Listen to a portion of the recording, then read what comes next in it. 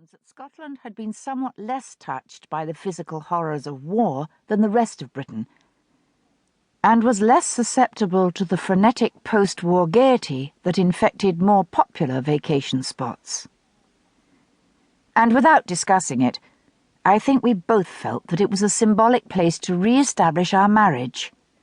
We had been married and spent a 2-day honeymoon in the Highlands shortly before the outbreak of war 7 years before.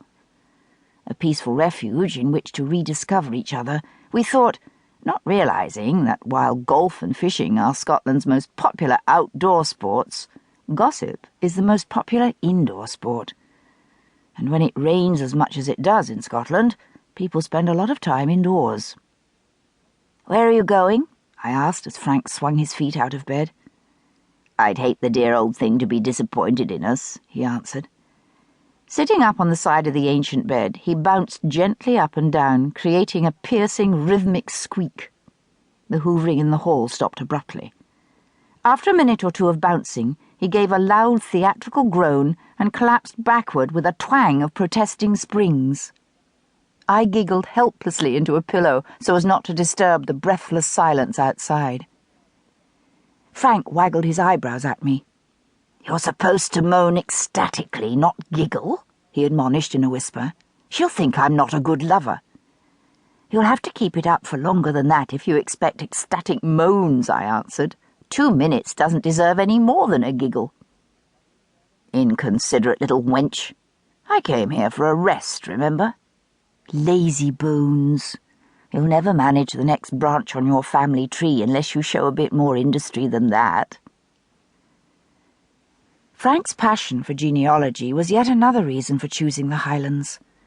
According to one of the filthy scraps of paper he lugged to and fro, some tiresome ancestor of his had had something to do with something or other in this region back in the middle of the 18th, or was it the 17th century? "If I end as a childless stub on my family tree, it will undoubtedly be the fault of our untiring hostess out there.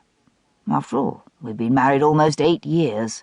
Little Frank Jr. will be quite legitimate without being conceived in the presence of a witness." "If he's conceived at all," I said pessimistically. We had been disappointed yet again the week before leaving for our Highland retreat. With all this bracing fresh air and healthy diet, how could we help but manage here? Dinner the night before had been herring, fried. Lunch had been herring, pickled. And the pungent scent now wafting up the stairwell strongly intimated that breakfast was to be herring kippered. "Unless you're contemplating an encore performance for the edification of Mrs. Baird," I suggested, "you'd better get dressed. Aren't you meeting that parson at 10? The Reverend Dr. Reginald Wakefield, vicar of the local parish, was to provide some rivetingly fascinating baptismal registers for Frank's inspection, not to mention the glittering prospect that he might have unearthed some mouldering army dispatches or some such that mentioned the notorious ancestor." "What's the name of that great-great-great-great-grandfather of yours again?" I asked. "The one that mucked about here during one of the risings. I can't remember if it was Willie or Walter." "Actually, it was Jonathan." Frank took my complete disinterest in family history placidly, but remained always on guard, ready to seize the slightest expression of inquisitiveness as an excuse for telling me all facts known to date about the early Randalls and their connections. His eyes assumed the fervid gleam of the fanatic lecturer as he buttoned his shirt. "Jonathan Wolverton Randall, Wolverton for his mother's uncle, a minor knight from Sussex. He was, however, known by the rather dashing nickname of Black Jack, something he acquired in the army, probably during the time he was stationed here." I flopped face down on the bed and affected to snore. Ignoring me, Frank went on with his scholarly exegesis.